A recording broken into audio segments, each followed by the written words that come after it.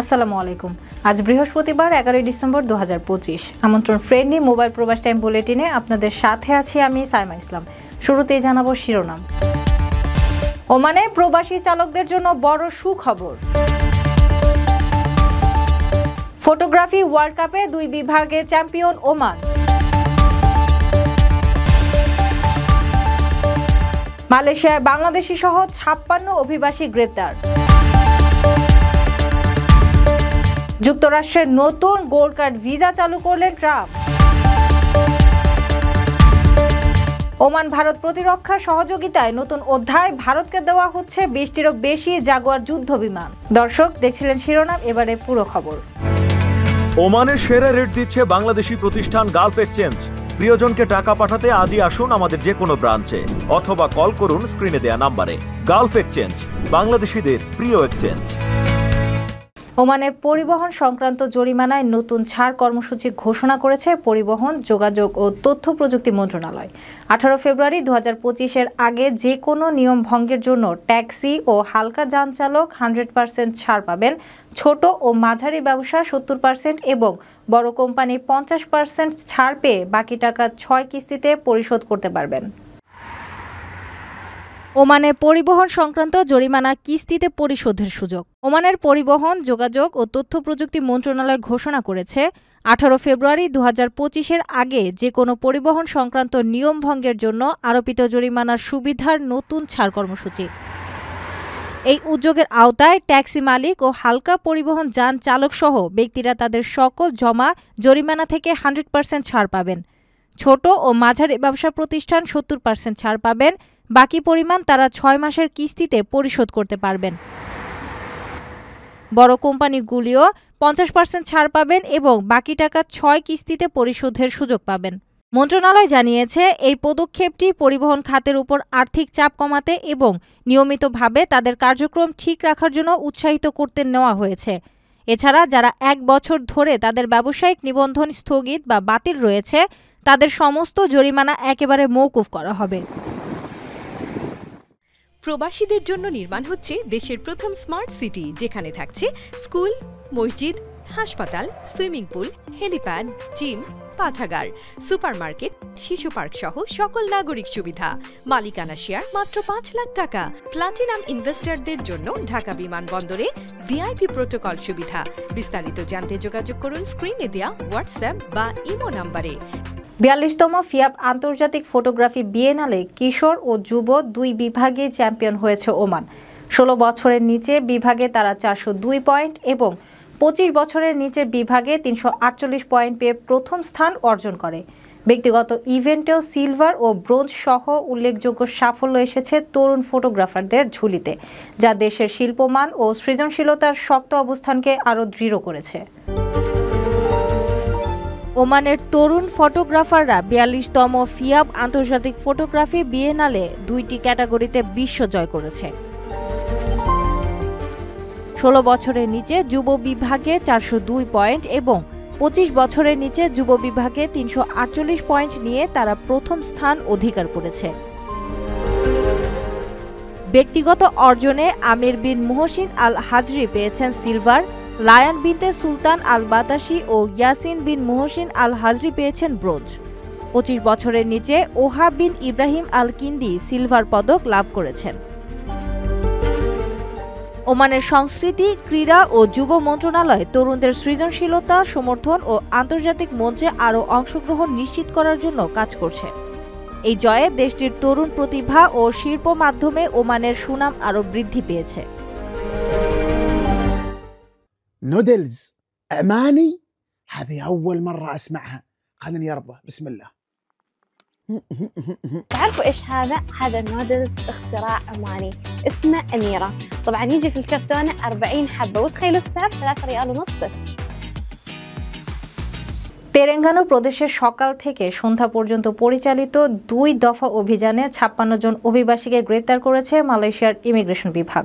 এদের মধ্যে বেশিরভাগই ভিসা অনিয়ম, মেয়াদোত্তীর্ণ নথি বা অনুমোদনের শর্ত লঙ্ঘনের কারণে আটক হয়েছেন। বাংলাদেশি সহ বিভিন্ন দেশের শ্রমিকদের কাগজপত্র যাচাই করে অনিয়ম পাওয়া গেলে আইনের আওতায় আনা হয়েছে এবং অভিযান অব্যাহত থাকবে বলে কর্তৃপক্ষ জানিয়েছে। মালয়েশিয়ায় আবারও অনিবন্ধিত অভিবাসীদের বিরুদ্ধে বড় অভিযান চালানো হয়েছে। তেলেঙ্গানা প্রদেশে 2 দফায় বাংলাদেশি সহ 56 জন অভিবাসীকে গ্রেপ্তার করেছে দেশটির ইমিগ্রেশন বিভাগ। বুধবার সকাল 10টা থেকে বিকেল 5টা পর্যন্ত পরিচালিত এই অভিযানে তেলেঙ্গানার 5টি জেলায় মোট 92 জনের কাগজপত্র যাচাই করা হয়, যাদের মধ্যে 42 জনের ভিসা ও ডকুমেন্টেশনে বিভিন্ন ধরনের অনিয়ম ধরা পড়ে।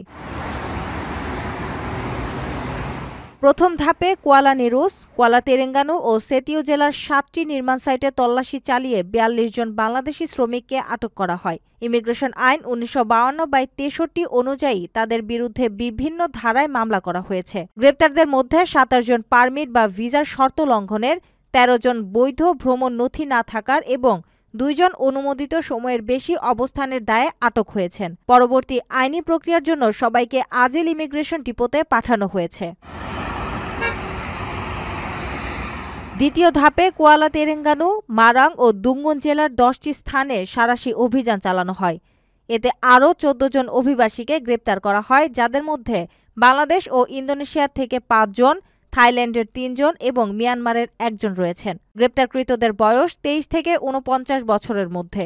ইমিগ্রেশন কর্তৃপক্ষ জানিয়েছে, অবৈধ অভিবাসীদের বিরুদ্ধে অভিযান অব্যাহত থাকবে এবং ভবিষ্যতেও নিয়মিত তল্লাশি চালানো হবে। আপনার স্বপ্নগুলো আকাশ ছুবে প্রবাসীর হেলিকপ্টারের মাধ্যমে। বিয়ে, জন্মদিন অথবা যে কোনো বিশেষ প্রয়োজনে হেলিকপ্টার ভাড়া করতে যোগাযোগ করুন স্ক্রিনে দেয়া নাম্বারে। প্রবাসীর হেলিকপ্টার, নিরাপদ ও সাশ্রয়ী বাহনের বিশ্বস্ত নাম। বিদেশি বিনিয়োগকারী ও উচ্চ দক্ষ ব্যক্তিদের আকর্ষণে যুক্তরাষ্ট্রে চালু হয়েছে নতুন গোল্ড কার্ড অভিবাসন visa. President Donald Trump white হাউসে আনুষ্ঠানিকভাবে ঘোষণা করেন, ব্যক্তিকে কমপক্ষে $10 লাখ এবং কোনো প্রতিষ্ঠান মনোনীত করলে $20 লাখ বিনিয়োগ করতে হবে। প্রতিটি আবেদনে $15,000 ফি নির্ধারণ করা হয়েছে এবং আগের EB-5 ভিসার মতো কর্মসংস্থান তৈরির বাধ্যবাধকতা নেই। যুক্তরাষ্ট্রে বিদেশি বিনিয়োগকারীদের জন্য চালু হলো প্রেসিডেন্ট ডোনাল্ড ট্রাম্পের নতুন গোল্ড কার্ড ভিসা কর্মসূচি। হোয়াইট হাউসে ব্যবসায়িক নেতাদের সঙ্গে বৈঠকে এই কর্মসূচির উদ্বোধন করেন তিনি।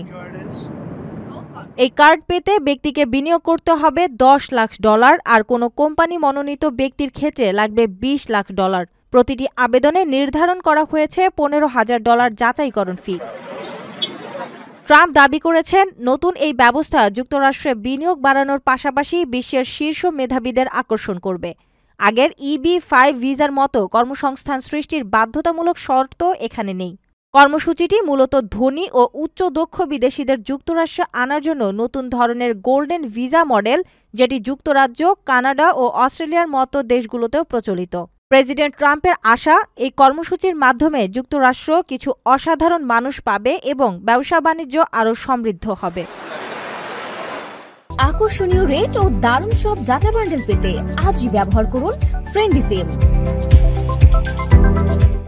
ওমান তাদের ব্যবহৃত 20টিরও বেশি পুরনো জাগুয়ার যুদ্ধ বিমান ভারতকে দিচ্ছে, যা উড়বে না কিন্তু যন্ত্রাংশ হিসেবে গুরুত্বপূর্ণ ভূমিকা রাখবে। বহু বছর আগে উৎপাদন বন্ধ হওয়ায় জাগুয়ারের স্পেয়ার পার্টস পাওয়া কঠিন হয়ে পড়েছিল। নতুন রাফাল বা তেজস স্কোয়াড্রন পুরোপুরি চালু না হয় এই সহায়তা ভারতীয় বায়ুসেনার জন্য বড় শক্তি হিসেবে কাজ করবে বলে বিশেষজ্ঞরা মনে করছেন। 20টিরও বেশি পুরনো জাগুয়ার যুদ্ধ বিমান ভারতকে দিয়ে দিচ্ছে ওমান, যা উড়বে না তবে ব্যবহৃত হবে যন্ত্রাংশ হিসেবে। জাগুয়ার বিমান বহু বছর আগে উৎপাদন বন্ধ হয়ে গেছে। ব্রিটেন, ফ্রান্স, ওমান সব দেশই বিমানের ব্যবহার বন্ধ করেছে, ফলে যন্ত্রাংশ পাওয়া এখন বড় সংকট। ভারত এখনও 6টি জাগুয়ার স্কোয়াড্রন চালায়। কার্গিল যুদ্ধসহ বহু অপারেশনে বিমানটি ছিল গুরুত্বপূর্ণ। বয়সের কারণে রক্ষণাবেক্ষণ প্রয়োজন বেশি, আর তাই স্পেয়ার পার্টসই এখন বড় শক্তি। প্রতিরক্ষা বিশেষজ্ঞরা বলছেন, নতুন রাফাল ও তেজস আসতে দেরি হওয়ার কারণে জাগুয়ারই এখন ভারতের বড় ভরসা। এই পরিস্থিতিতে ওমানের সহায়তা ভারতীয় বায়ুসেনাকে দিচ্ছে নতুন লাইফলাইন। দর্শক দেখছিলেন ফ্রেন্ডলি মোবাইল প্রবাস টাইম বুলেটিন। শেষ করার আগে শিরোনামগুলো জানিয়ে দিচ্ছি আরো একবার। ওমানে প্রবাসী চালকদের জন্য বড় সুখবর। ফটোগ্রাফি ওয়ার্ল্ড কাপে 2 বিভাগে চ্যাম্পিয়ন ওমান। মালয়েশিয়ায় বাংলাদেশি সহ 56 অভিবাসী গ্রেপ্তার। যুক্তরাষ্ট্রের নতুন গোল্ড কার্ড ভিসা চালু করলেন ট্রাম্প। ওমান ভারত প্রতিরক্ষা সহযোগিতায় নতুন অধ্যায়, ভারতকে দেওয়া হচ্ছে 20টিরও বেশি জাগুয়ার যুদ্ধ বিমান।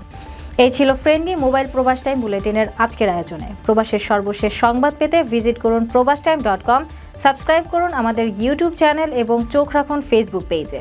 পরবর্তী বুলেটিন দেখার আমন্ত্রণ জানিয়ে আজকের মতো বিদায় নিচ্ছি আমি সাইমা ইসলাম। সেই পর্যন্ত সবাই ভালো থাকবেন এবং নিরাপদে থাকবেন। আল্লাহ হাফেজ।